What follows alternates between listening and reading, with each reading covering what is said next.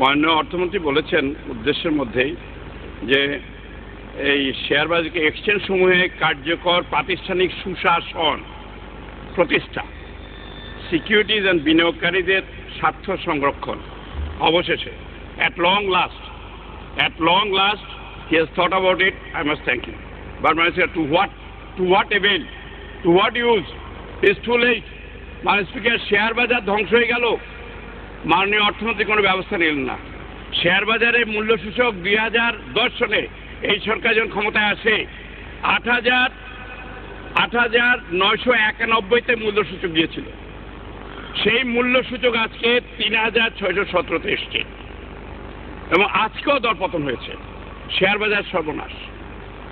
30 লক্ষ বিনিয়োগকারী রাস্তায় বসেছে, লক্ষ হাজার কোটি টাকা দেশ থেকে উধাও হয়ে গেছে।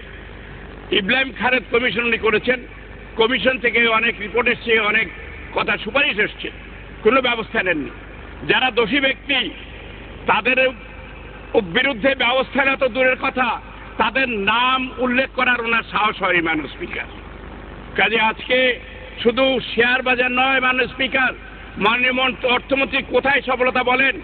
হলমার্ক কেলেঙ্কারি 4,000 কোটি টাকা চলে গেল জালিয়াতির মাধ্যমে।